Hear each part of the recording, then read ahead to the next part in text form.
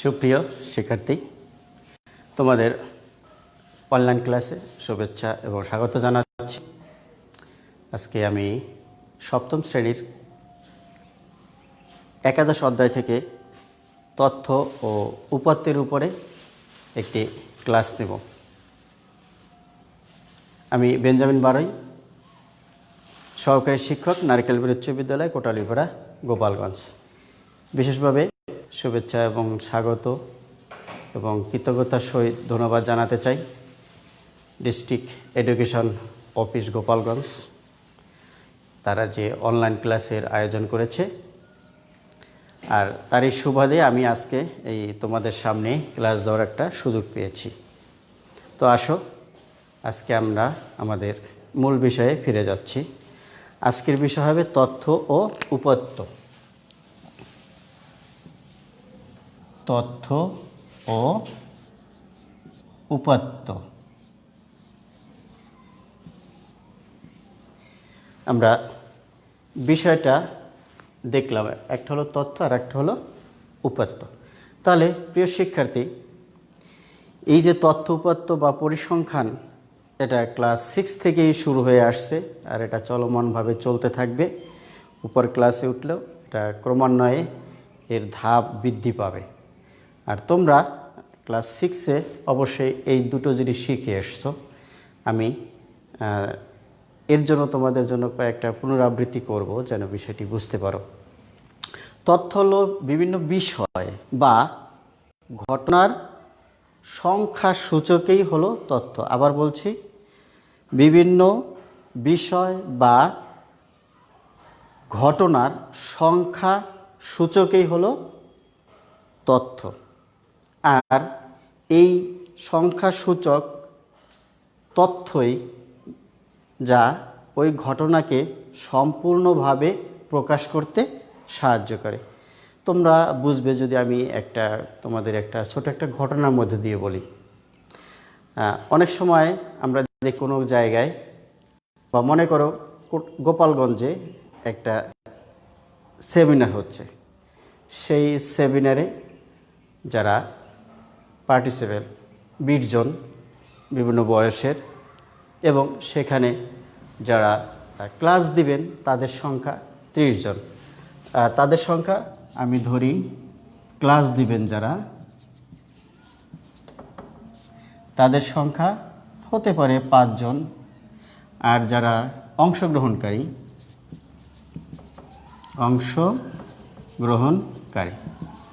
এখানে হলো 25 জন।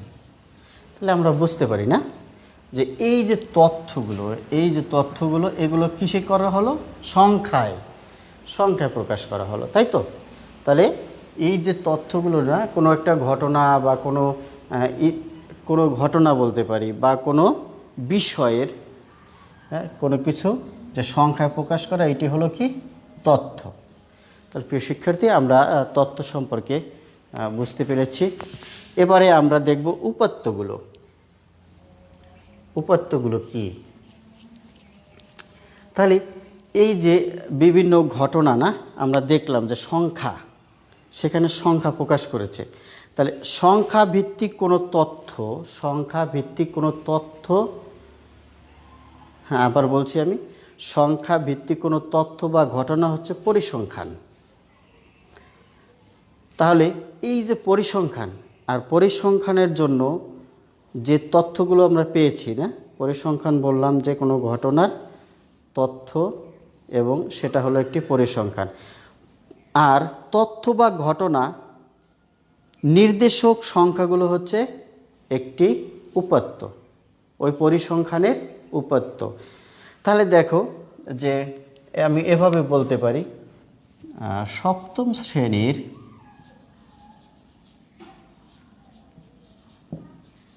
10 জন শিক্ষার্থীর বয়স। তাহলে এভাবে দেওয়া আছে 10, 20, 15, 17, 18। এভাবে যদি মনে করো দেওয়া, বা ওজন, একটা কিছু হতে পারে, বয়স, ওজন না। তাহলে এভাবে 10 জনের দেওয়া হলো না। তাহলে এই যে একটা ঘটনা বলতে পারি বা একটা কি তথ্য, সপ্তম শ্রেণীর জন্য একটা তথ্য, এই যে সংখ্যাগুলো দেওয়া, হ্যাঁ, এই সংখ্যাগুলোকেই বলবে উপাত্ত। উপাত্ত। তাহলে আমরা তথ্য এবং উপাত্ত সম্পর্কে বুঝলাম। তাহলে এই যে উপাত্তগুলো আছে, এই উপাত্তগুলোকে আমরা কয়টি ভাগে ভাগ করতে পারি? উপাত্তগুলোকে আমরা কয়টি ভাগে ভাগ করতে পারি? দুটো ভাগে ভাগ করতে পারি।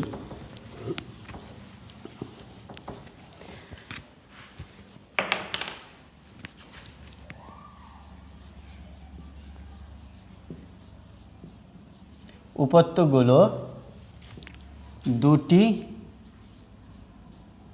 ভাগে ভাগ করতে পারি। একটা হলো যে দুইটা না, দুটোর ভিতরে একটা হবে যে প্রাথমিক,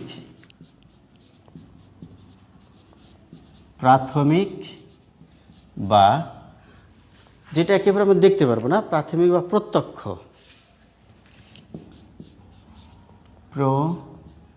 প্রত্যক্ষ উপাত্ত। দ্বিতীয়টা হবে মাধ্যমিক,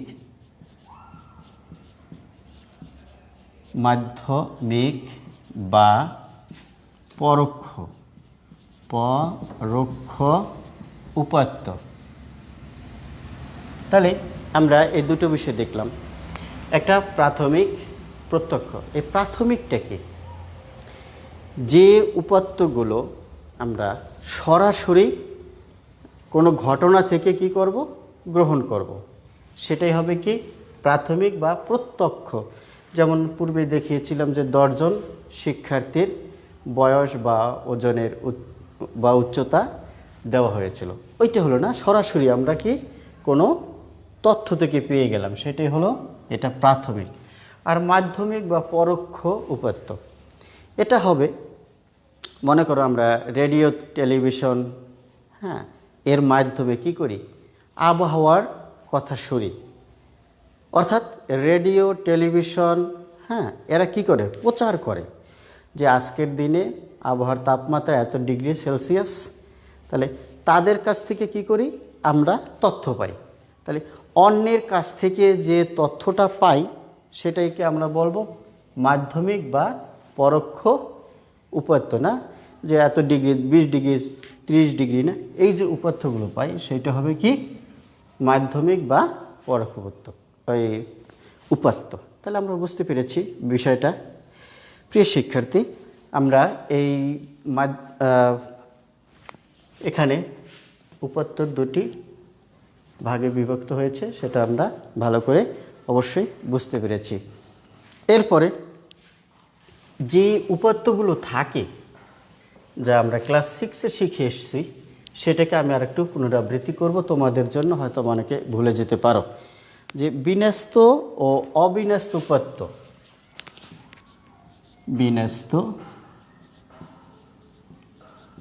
ও অবিন্যস্ত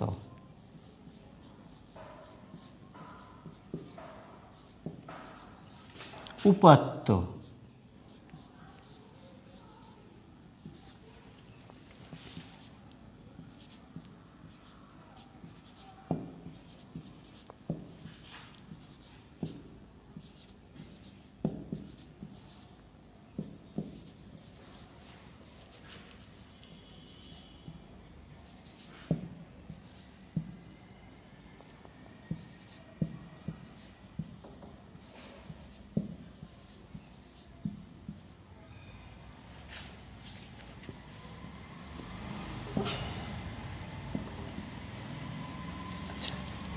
এখানে আমি কয়েকটি সংখ্যা দিয়েছি, দেখো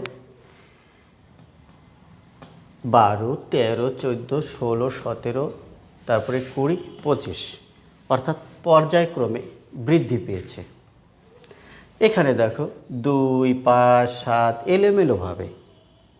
এলোমেলোভাবে আমি উঠিয়েছি। তাহলে তোমরা এই চিত্র দেখে অবশ্যই বুঝতে পারো এটাকে কি উপাত্ত বলবো আমরা? বিন্যস্ত। এটা আর একটা হলো কি অবিন্যস্ত। তাহলে বিন্যস্ত এবং অবিন্যস্ত উপত্য আমরা এই চিত্র দেখে বা এই যে উপত্যগুলো সাজিয়েছি এটা দেখে বুঝতে পারছি। এখন সংজ্ঞা কীভাবে বলা যেতে পারে যে বিন্যস্ত উপত্য কাকে বলে? যে উপাত্তগুলো সুশৃঙ্খলভাবে ঊর্ধ্বক্রম অথবা অধক্রম অনুসারে সাজানো থাকে সেই উপাত্তই হলো বিন্যস্ত উপাত্ত। প্রিয় শিক্ষার্থী, আমি আবার বলছি তোমাদের জন্য, যে উপাত্তগুলো সুশৃঙ্খলভাবে ছোট থেকে বড় অথবা বড় থেকে ছোট, ঊর্ধ্বক্রম থেকে অধক্রম আবার অধক্রম থেকে ঊর্ধ্বক্রম অনুসারে সাজানো থাকে সেটাই হবে কি? বিন্যস্ত উপাত্ত। তাহলে এখানে আমরা দেখছি না যে এখানে কি আছে? ছোট থেকে ক্রমান্বয়ে বড়। এটাকে যদি আমরা আবার বড় থেকে ছোট সাজাই না, 20, 17, 16, 14, 13 এবং 12। আর এই যে অবিন্যস্ত, যেগুলো সুশৃঙ্খলভাবে অর্থাৎ ছোট থেকে বড় বা ঊর্ধ্বক্রম বা অধক্রম অনুসারে সাজানো নেই, এলোমেলোভাবে সাজানো, সেটা হলো কি? এলোমেলোভাবে রয়েছে, সেটাই হবে অবিন্যস্ত উপাত্ত। তাহলে এগুলোকে আমাদের যখন কোনো অঙ্ক করতে হয়, এই তথ্য উপাত্তে যদি কোনো অঙ্ক করতে হয়, হয়তোবা আমাদেরকে কি করতে হয়? ছোট থেকে বড় সাজিয়ে নিয়ে অঙ্কগুলো করতে হয়। তাহলে এটা গেল বিন্যস্ত এবং অবিন্যস্ত উপাত্ত। তাহলে তোমরা যখন ক্লাস 6-এ পড়েছো তোমাদের জন্য ছিল কি? গড় নির্ণয়। এটাও তোমাদের অবশ্যই ক্লাস 7-এ এগুলো প্রয়োজন আছে। তাহলে গড় কীভাবে নির্ণয় করতে হয়? আমরা তো অবশ্যই বুঝি যে উপাত্তগুলো দেওয়া থাকে সেগুলোকে যোগ করব না, যোগ করে যে কয়টা উপাত্ত দেওয়া থাকে সেগুলো দিয়ে ভাগ করলে কি করতে হয়? গড় নির্ণয় করতে হয়। আমি জাস্ট তোমাদের একটু অল্প একটু দেখিয়ে দিচ্ছি। গড় সমান প্রদত্ত উপাত্তগুলোর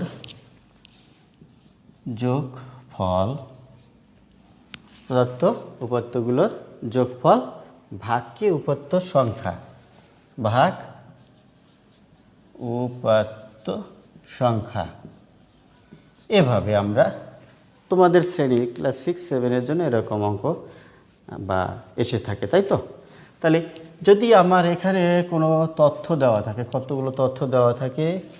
20, 22, 24 না, 25, তাহলে 15, তারপরে 17, 18। তাহলে প্রদত্ত উপাত্তগুলোর যোগফল এখানে যে কয়টা দেওয়া আছে না, 1, 2, 3, 4, 5, 6, 7, আমরা ধরতে পারি 8, 9, এই 10। তাহলে কি করতে হবে? এখানে কয়টি সংখ্যা আছে? প্রদত্ত উপাত্তগুলোর যোগফল এখানে লিখতে পারি উপাত্তগুলোর যোগফল। এটা লিখে আমরা 20, 22, 24, 25, 15, 17, 18, 20, 40, 10 এটাকে বের করব।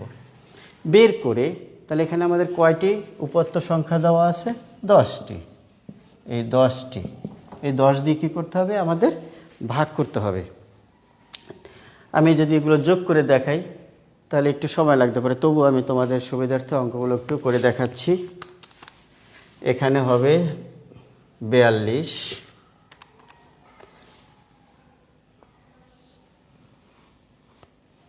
24, 25, 15, 17, 18,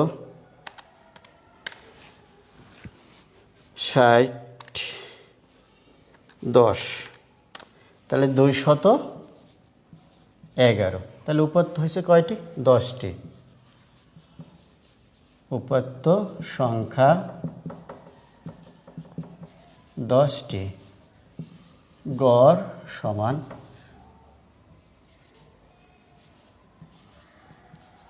10। তাহলে আমরা পেতে পারি, এটা অনায়াসে আমরা একটা শূন্য দিয়ে দিলেই পারি, 21.1। তাহলে এভাবে কি আমরা গড় নির্ণয় করতে পারি। তোমরা অবশ্যই বুঝতে পেরেছ।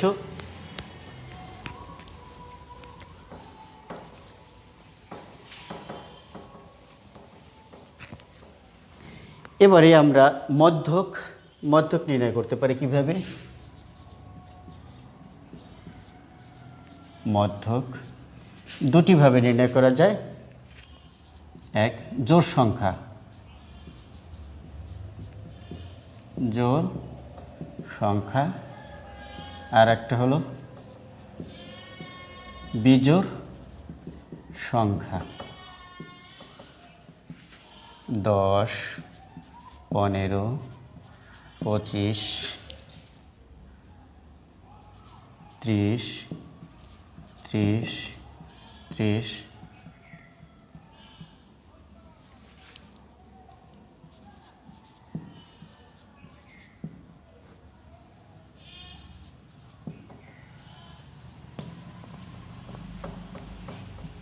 এখানে আমরা 10টা সংখ্যা নিয়েছি।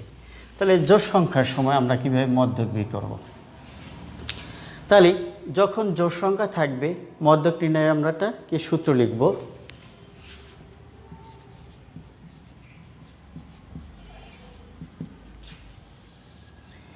এখানে মোট কয়টি সংখ্যা? 1, 2, 3, 4, 5, 6, 7, 8, 9, 10 না? তাহলে এই 10-এর অর্ধেক কত হবে? 5। তাহলে পঞ্চমতম যোগ ষষ্ঠ, এখানে মূর্ধন্য ষ, ষষ্ঠতম পদ ভাগ 2। তাহলে এখন গুনব। পঞ্চমতম পদ 1, 2, 3, 4, 5, এই পঞ্চমতম পদ 30 যোগ এখানে ষষ্ঠতম পদ 30 ভাগ করতে হবে 2 দিয়ে। তাহলে এখানে 62, তাহলে 30, সুতরাং কত হবে? মধ্যক 30। তাহলে আমরা এখানে জোড় সংখ্যায় আমরা কি করলাম? পেয়ে গেলাম 30। তাহলে এবারে আমরা দেখতে পারি কি বিজোড় সংখ্যায় কিভাবে আমরা মধ্যক নির্ণয় করব। তাহলে বিজোড় সংখ্যা আমি যদি এখানে আরেকটা সংখ্যা বাড়িয়ে দেই তাহলে বিজোড় সংখ্যা হবে। তাহলে বিজোড় সংখ্যার সময়ে আমাদের সূত্রটা কি হবে? তাহলে আমরা এটা অবশ্যই বুঝতে পেরেছি, মুছে ফেলব।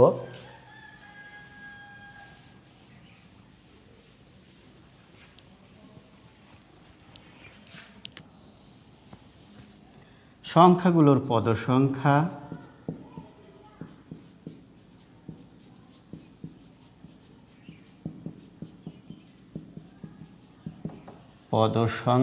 যোগ 1 ভাগ 2 এততম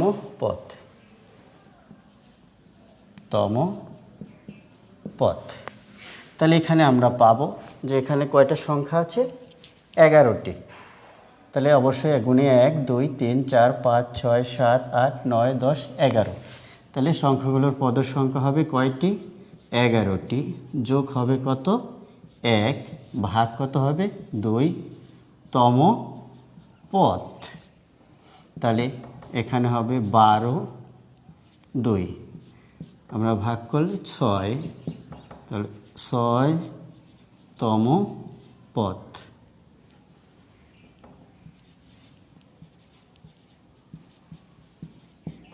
আচ্ছা, এই 6তম পদ, হ্যাঁ, এটা আমরা কোথায় পাবো? 6তম পদ এখানে গুণে যাব 1, 2, 3, 4, 5, 6। তাহলে এই যে 6তম পদ পেয়েছে এখানে কত? 30, 6তম পদ। তাহলে 6তম পদ। তাহলে উত্তর হবে কত? মধ্যক এখানে আমরা পেয়েছি 30। প্রিয় শিক্ষার্থী, এখানে একটু বিষয় আছে। যে তথ্য বা উপাত্তগুলো দেওয়া থাকবে যখন আমরা মধ্যক, প্রচুরক, হ্যাঁ, এগুলো যখন নির্ণয় করব, শুরুতেই সেই উপাত্তগুলোকে আমাদের ছোট থেকে বড় সাজিয়ে নিতে হবে। দেখো এখানে আমি কিন্তু যখন উঠিয়েছি এমনি করেই এই ছোট থেকে বড় কি করেছি আমি সাজিয়ে নিয়েছি। নতুবা যদি যেভাবে দেওয়া থাকে উপাত্তগুলো ওইভাবে করতে গেলে আমাদের এই মধ্যক নির্ণয় করা কিন্তু যাবে না। অবশ্যই তোমরা এই মধ্যক নির্ণয়ের জোড় সংখ্যা এবং বিজোড় সংখ্যা বুঝতে পেরেছ।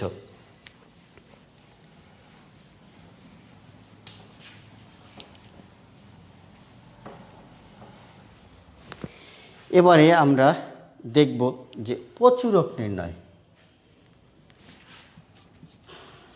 প্রচুরক নির্ণয়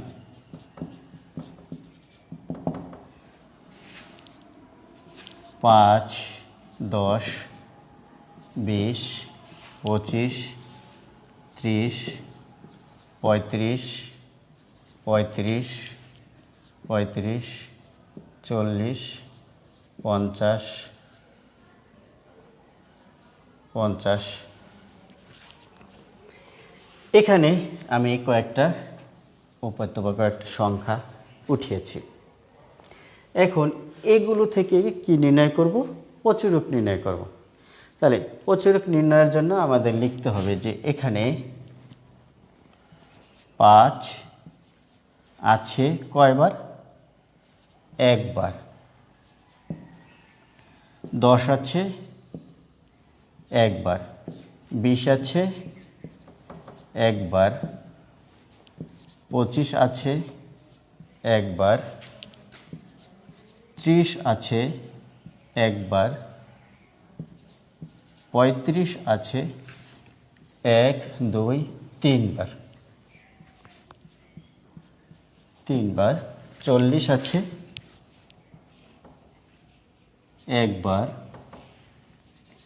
50 আছে 2 বার। যদি এখানে আরও বেশি থাকতো না, 2 বার 3 বার আসতে পারতো, তাহলে প্রিয় শিক্ষার্থী এখানে দেখো সবচেয়ে বেশি আছে কোনটা, বেশিবার আছে কোনটা। এখানে আমরা দেখতে পারি যে সর্বাধিক কত? 35 আছে কয়বার? 3 বার। তাহলে এটাকে লিখবো যে এখানে সর্বাধিক, এখানে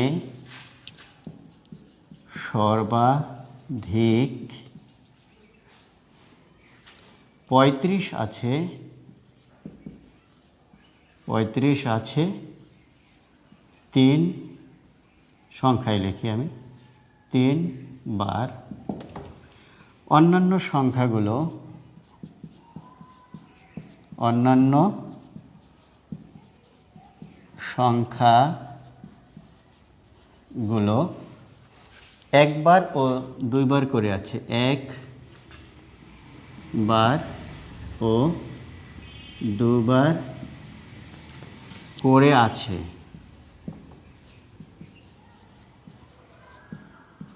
সুতরাং এখানে প্রচুরক কত হবে? 35। তাহলে এভাবে আমরা কি করতে পারি? প্রচুরক নির্ণয় করতে পারি। এটা তোমাদের শ্রেণী উপযোগী এবং এগুলো বিশেষভাবে তোমাদের জন্য প্রয়োজন। এবারে আমরা যাব যে তোমাদের ক্লাস 7-এর যে বিষয়টা, মূল বিষয়গুলো চলে আসে, সেই বিষয়গুলো আমি উপরেরটাই রেখে দেব।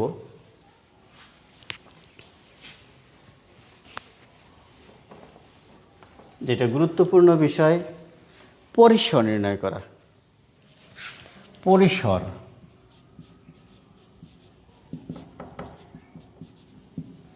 পরিসর নির্ণয়ের সূত্র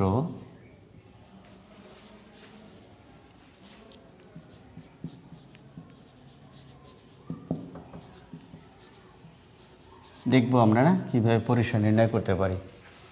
তাহলে দেখতে হবে না যে সূত্রটা হবে সর্বোচ্চ সংখ্যা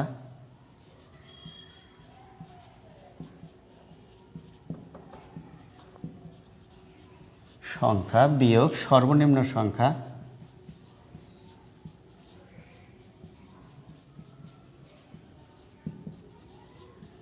সর্বোচ্চ সংখ্যা বিয়োগ সর্বনিম্ন সংখ্যা যোগ 1।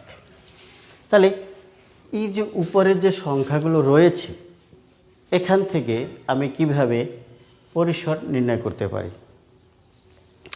তাহলে পরিসর নির্ণয় করার জন্য আমরা দেখব যে সর্বোচ্চ সংখ্যা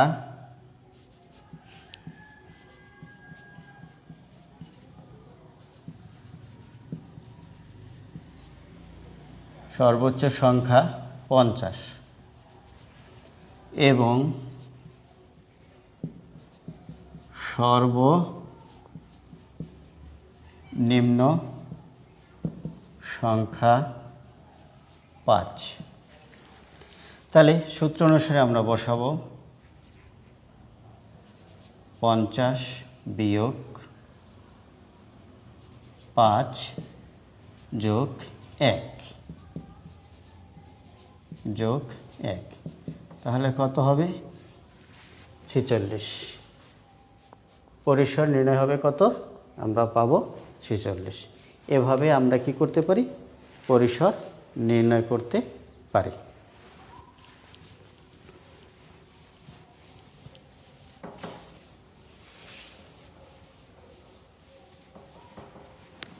এরপরে রয়েছে শ্রেণী সংখ্যা নির্ণয় করা।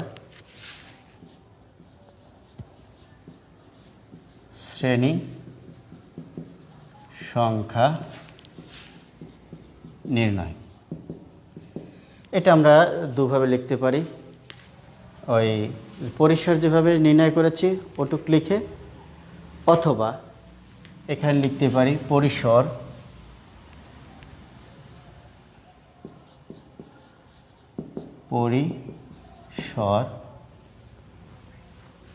শ্রেণী ব্যবধান, শ্রেণী ব্যবধান অথবা শ্রেণী ব্যক্তি।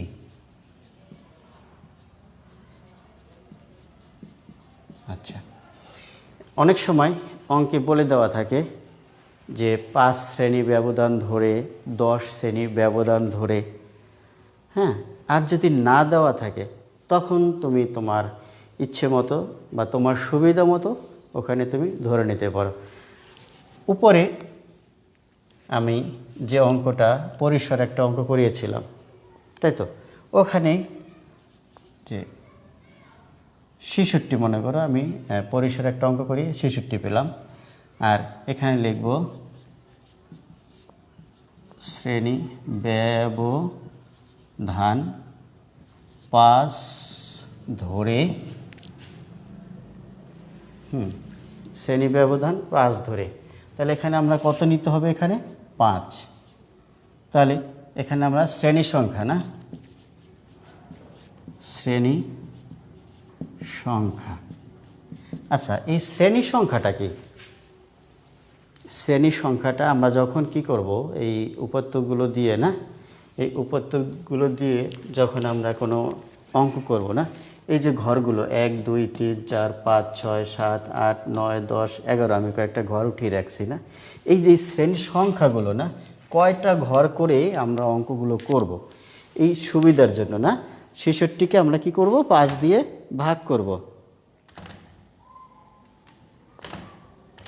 তাহলে 13.2 এখানে আসবে 13.2। এখানে প্রিয় শিক্ষার্থী দেখো একটা সংখ্যা এসছে, এখানে আমরা একটা পূর্ণ সংখ্যা নিয়ে নেব 14। তাহলে এই অঙ্কটা যখন আমরা করতে যাব, অর্থাৎ কয়টা ঘর করতে হবে? শ্রেণী সংখ্যা হবে কয়টি? 14টি। ঠিক আছে, তাহলে আমরা এটা অবশ্যই কীভাবে শ্রেণী সংখ্যা, এই পরিসর নির্ণয়ের যে সূত্রটা আছে এটা ব্যবহার করে আমরা এখানে কি করতে পারি? হ্যাঁ, নির্ণয় করতে পারি। পরিসংখ্যানের এই পরিসরের সূত্রটা, না সর্বোচ্চ সংখ্যা বিয়োগ সর্বনিম্ন সংখ্যা যোগ 1, নিচে দেবো কি? শ্রেণী ব্যবধান। তাহলে আমরা এভাবে করে এই শ্রেণী সংখ্যা নির্ণয় করতে পারি। এবারে আমি একটা অঙ্ক করব, তোমাদের বইয়ে রয়েছে, না তোমাদের বইয়ের 16 নম্বর একটা অঙ্ক রয়েছে। ওখানে 30 জন শ্রমিকের, না 30 জন শ্রমিকের প্রতি ঘন্টায় মজুরি, প্রতি ঘন্টার মজুরি দেওয়া আছে, না তাহলে আমি এপাশে উঠাই 30 জনের 20 22, তারপরে রয়েছে 30 25 28, 30, 35,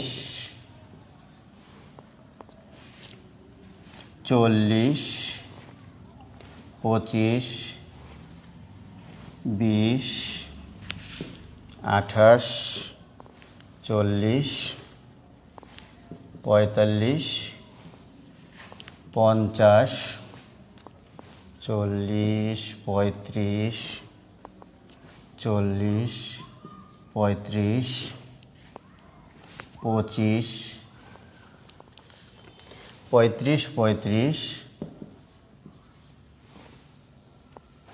40, 25, 20, 30, 35, 50, 40, 45, 50। 1, 2, 3, 4, 5, 6, 7, 8, 9, 10, 11, 12, 13, 14, 15, 16, 17, 18, 19, 20, 21, 22, 23, 24, 25, 26, 27, 28, 29, 30। তাহলে আমরা 30টা পেয়ে গেলাম। এখন এখানে 5 শ্রেণী ব্যবধান নিয়ে শ্রেণী ব্যবধান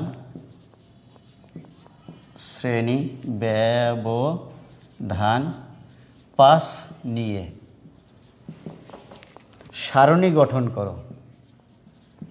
সারণী গঠন করো, এই একটা অঙ্ক দেওয়া রয়েছে। তাহলে আমাদের এই অঙ্কটায় কী করতে হবে? সারণী তৈরি করতে হবে। তাহলে প্রদত্ত উৎপাদ্যের সাহায্যে গণসংখ্যা সারণী তৈরি করা হলো। আমরা লিখব যে সারণী তৈরি করা হলো। উৎপাদ্যগুলোর সাহায্যে সারণী তৈরি করা হলো। তাহলে এই সারণী তৈরি করতে গেলে আমাদের প্রথমত কি নির্ণয় করতে হবে? পরিসর আমরা নির্ণয় করব। এটা করতে গেলে আমাদের সর্বপ্রথমে পরিসর নির্ণয় করতে হবে।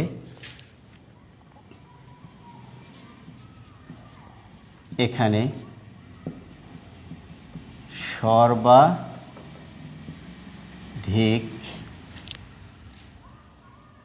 বা সর্বোচ্চ, না সর্বোচ্চই লিখি আমি, সর্বোচ্চ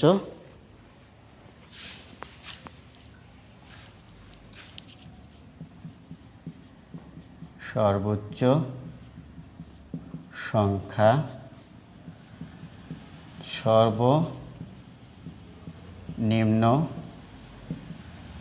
সংখ্যা। তাহলে এখানে আমাদের সর্বোচ্চ সংখ্যা আর সর্বনিম্ন সংখ্যা কি কি আছে আমরা একটু ভালো করে দেখব।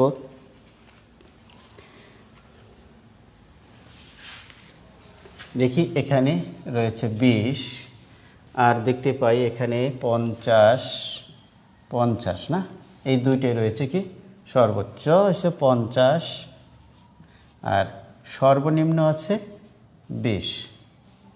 তাহলে পরিসর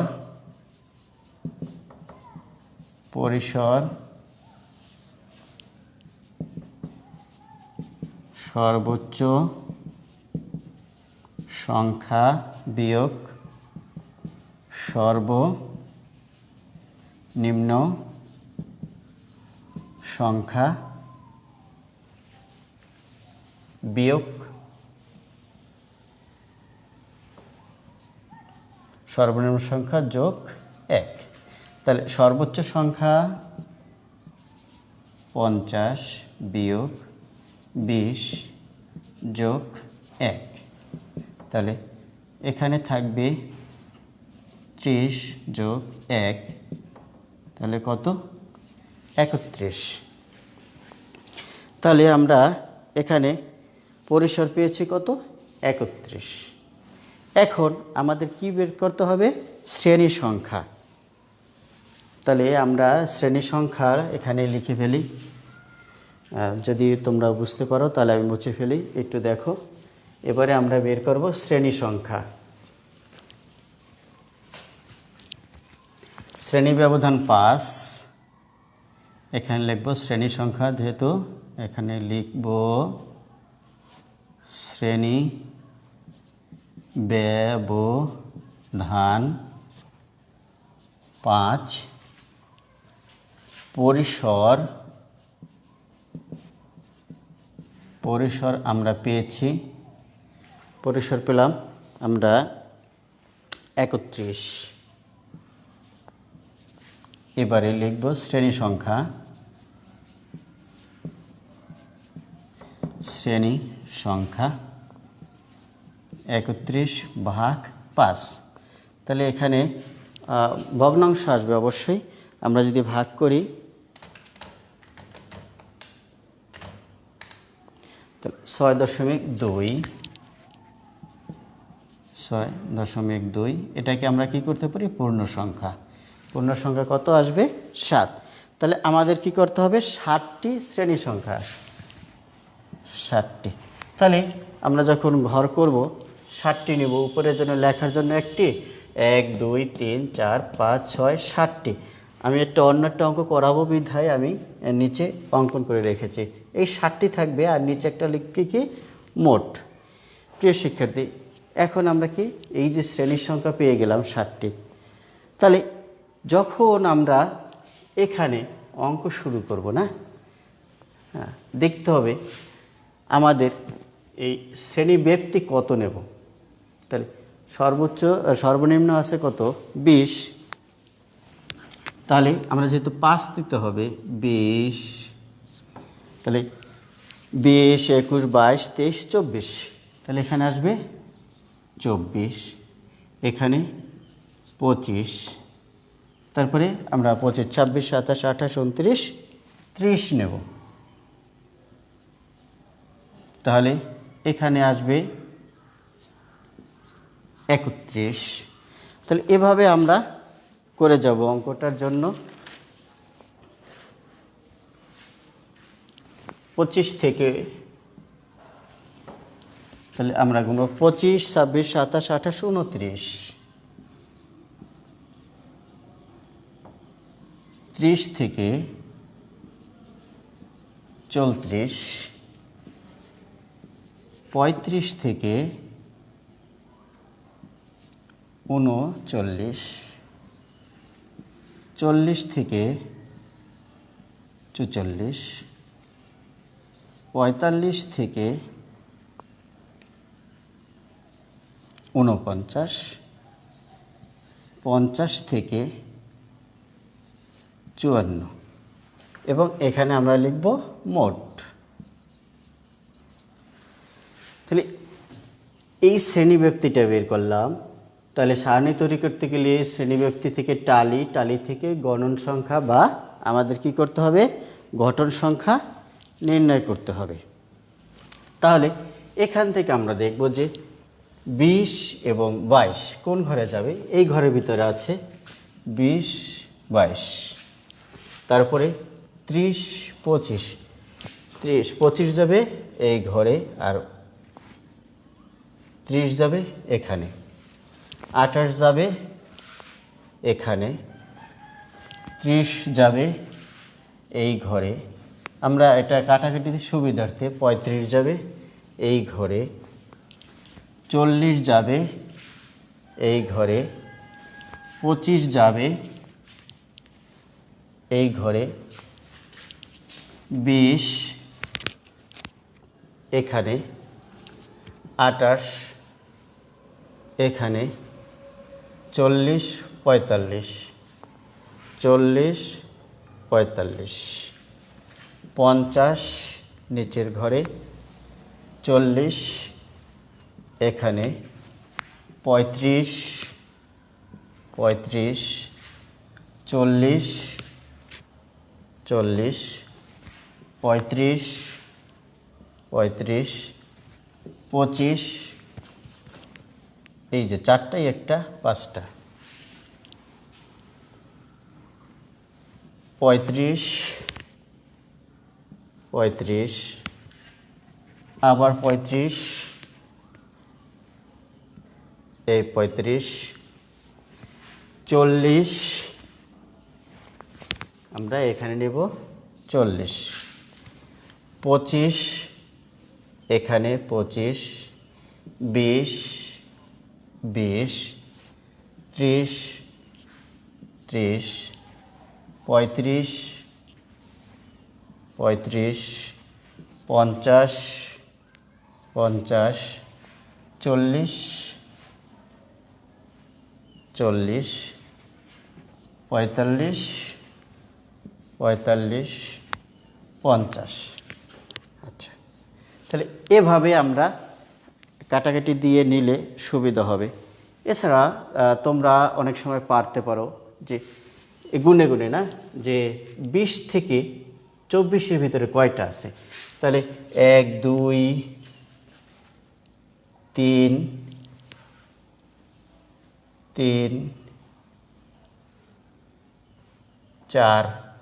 তাহলে এভাবে আমরা কি করতে পারি, যেহেতু এখানে 4টা পেয়ে গেছে, এখানে হবে 4, এখানে 6 3 6 6 2 3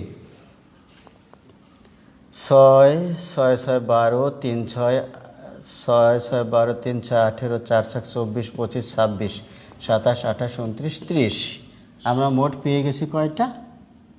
30টি। তাহলে এভাবে এই যে সারণী তৈরি করা হলো না, যে উপাত্তগুলো দিয়ে কি করলাম আমরা সারণী তৈরি করতে পেরেছি। প্রিয় শিক্ষার্থী, তোমরা অবশ্যই এভাবে বাসায় বসে নিজেরা তৈরি করতে পারবে। যতদূর সম্ভব আমি তোমাদের জন্য আর একটা অঙ্ক করাতে চাচ্ছিলাম, যতদূর যেতে পারি আমি। তাহলে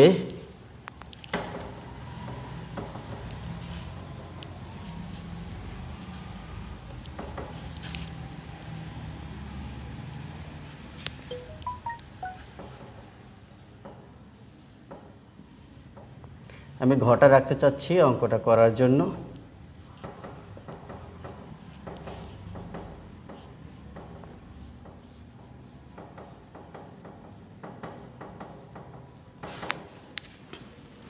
তাহলে এবারে আমি একটা অঙ্ক করাবো, সেটা হবে তোমাদের বইয়ের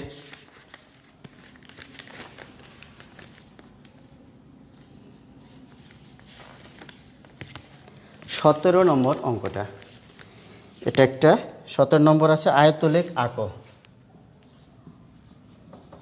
আয়তলেখ আঁকো ও প্রচুরক নির্ণয় করো। প্রচুরক নির্ণয় করো। তাহলে ওখানে দেওয়া আছে না যে শ্রেণীব্যক্তি,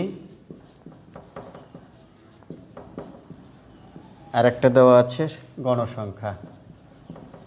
গণসংখ্যা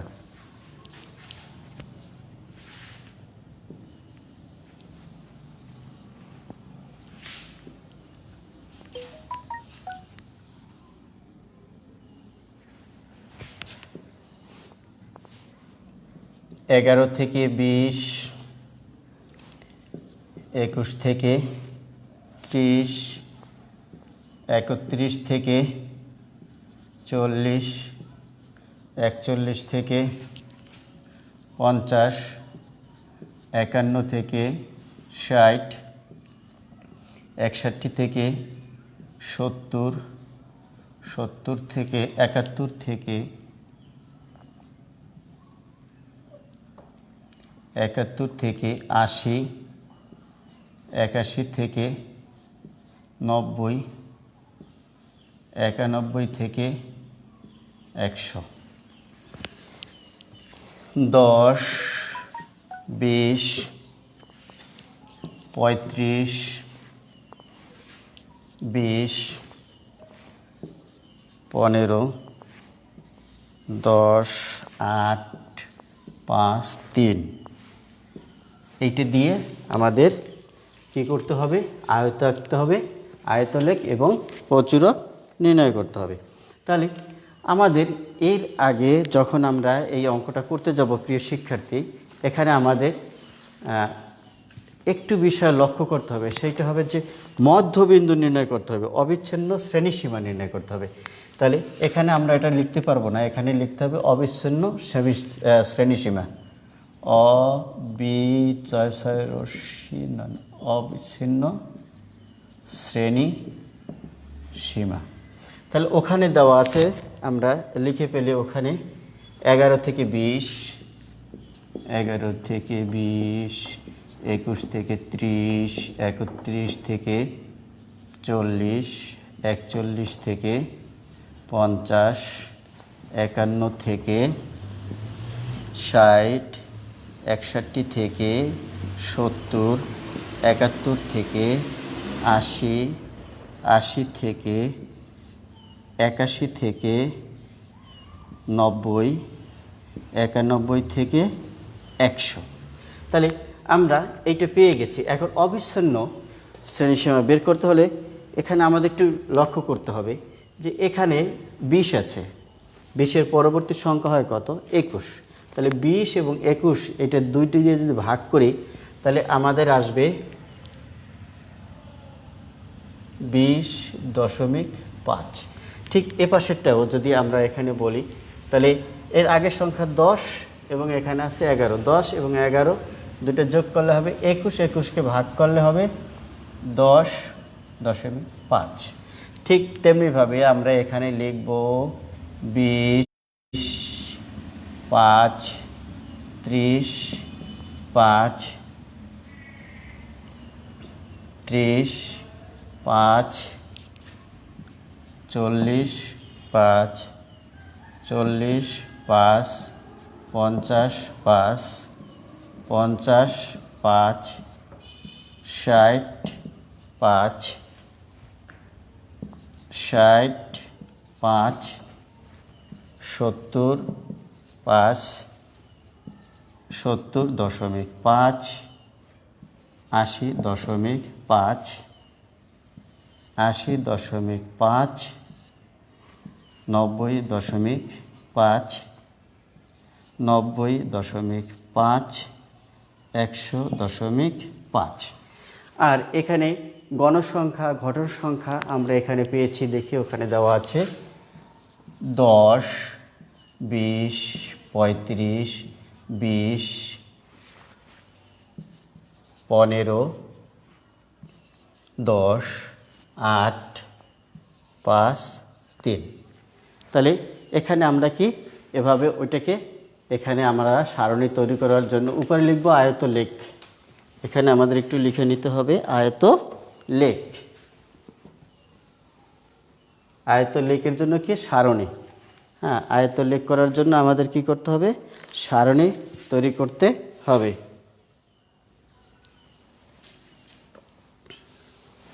অবিচ্ছিন্ন শ্রেণীসীমা নির্ণয়, অবিচ্ছিন্ন শ্রেণী সীমা নির্ণয়। সময় দেখে নিচ্ছি। তাহলে আমরা এই অবিচ্ছিন্ন শ্রেণীর সীমা আমরা এখানে এই সারণীটি তৈরি করে ফেলেছি। এখন যেহেতু আমাদের এখানে গ্রাফের পৃষ্ঠা নেই না, তাহলে আমি হাতে অঙ্কন করে বা এখানে দেখাচ্ছি, তোমরা অবশ্যই গ্রাফ দিয়ে এটাকে অঙ্কন করে দেখবে।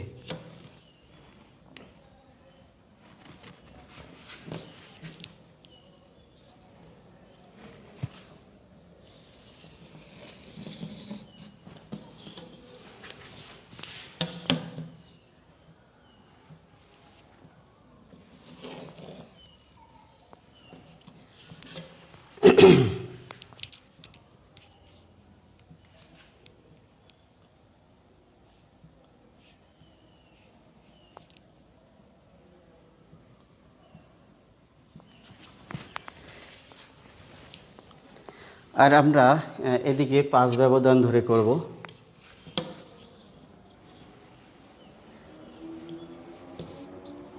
ছোট হবে তবু আমি করব।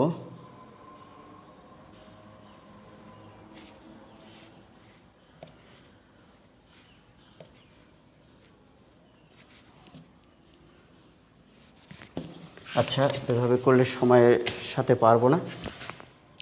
5, 10, 15, 20, 25, 30, 35, 40।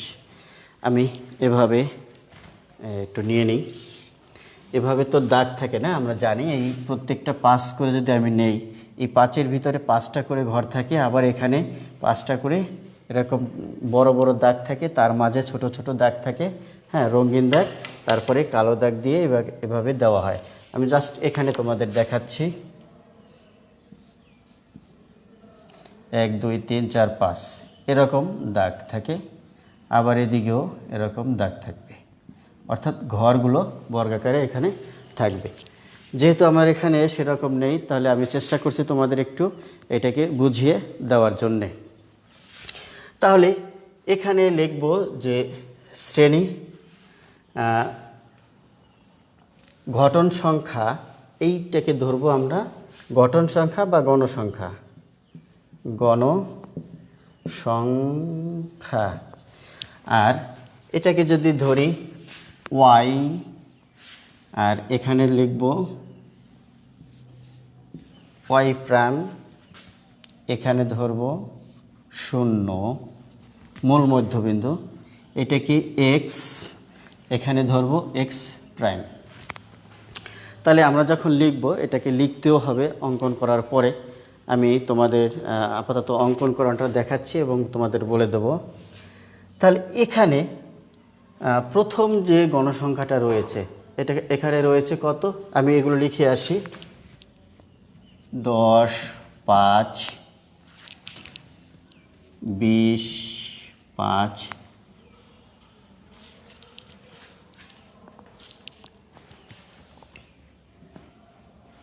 30 5 40 5 50 5 60.5 70.5 80.5 90.5 100.5।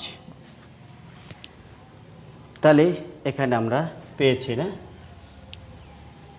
আর এখানে 5 ব্যবধান ধরব, 5 10 15 20 25 30 35 40, এখানে ঘটন সংখ্যাগুলো লিখেছি।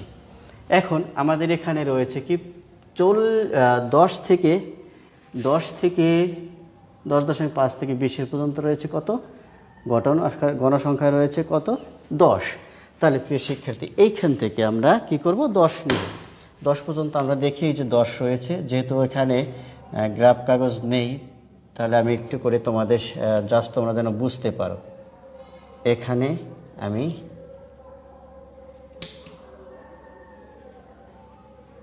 10 পর্যন্ত লিখেছি। এটা হলো, আচ্ছা, এর পরেরটায় রয়েছে 20। তাহলে আমরা দেখব এখান থেকে 20 নেব, 10 যেহেতু আসছে, এরপরে 20 আসবে এই পর্যন্ত। আমরা এই পর্যন্ত 20 নেব। আচ্ছা, তাহলে 20 পর্যন্ত নিয়েছি। এরপরে রয়েছে কত আমাদের তৃতীয় সংখ্যা 35। তাহলে এই পর্যন্ত 35, হ্যাঁ, এই যে রয়েছে এই 35, আনুমানিকভাবে এখান থেকে নিয়ে আসি, হ্যাঁ, 35, এই 35, এটাকে টেনে নিচ পর্যন্ত নিয়ে আসব, 35,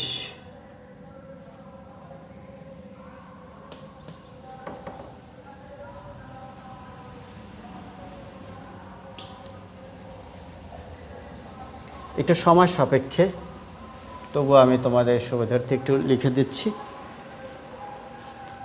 এবারে আমরা দেখব যে এখানে রয়েছে 20, এখানে আমরা আগে একটা 20 টেনেছিলাম, সেহেতু আমি 20 টেনে দেই। এরপরে রয়েছে 20 নিয়েছি 15, এখানে এই সোজা 15 সোজা আমরা দেখতে পাচ্ছি, এইখানে 15। এরপরে রয়েছে 10, এই 10-এর সোজা,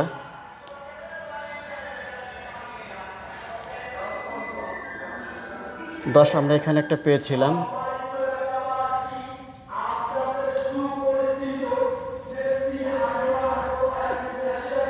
10, তারপরে 8, এই 5 থেকে না 10-এর চেয়ে একটু ছোট, 10-এর চেয়ে ছোট 8, এরপরে রয়েছে 5, এই যে দেখতে পাচ্ছি 5,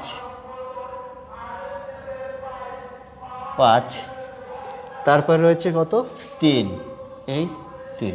তাহলে এই যে আমরা কি করলাম, আয়ত লেখটা কি করতে পারলাম, অঙ্কন করতে পেরেছি। প্রিয় শিক্ষার্থী, এখন এই আয়ত লেখ থেকে না, হ্যাঁ, এখানে যে ও থেকে এগুলো কি পূর্ববর্তী সংখ্যা আছে বলে এটা কি বলা হয়েছে, ভাঙা চিহ্ন ব্যবহার করা হয়েছে। এখন আয়ত লেখ থেকে প্রচুরক, এখানে সর্বোচ্চ না পর্যাপ্ত, অর্থাৎ সর্বোচ্চ কোনটা রয়েছে, আয়ত লেখটার আয়তটা সর্বোচ্চ রয়েছে কোন সীমানায়, 30 থেকে 40, 30.5 থেকে 40.5-এর মধ্যে। এখানে না আমরা কি করব, এই যে সর্বসীমা তার পরবর্তী যে আয়ত দুইটা রয়েছে, আয়ত দুইটার কৌণিক দূরত্ব থেকে আমরা কি আঁকবো, দুটি রেখা আঁকবো, এই একটা রেখা, আর এখান থেকে কি করব, আর একটা রেখা অঙ্কন করব। আচ্ছা, এই রেখা দুটি এখানে একটা বিন্দুতে ছেদ করেছে, এইখান থেকে আমরা একেবারে এক্স পর্যন্ত নিয়ে নেব। হ্যাঁ, সোজা করে একেবারে কি করব, এক্স পর্যন্ত নিব।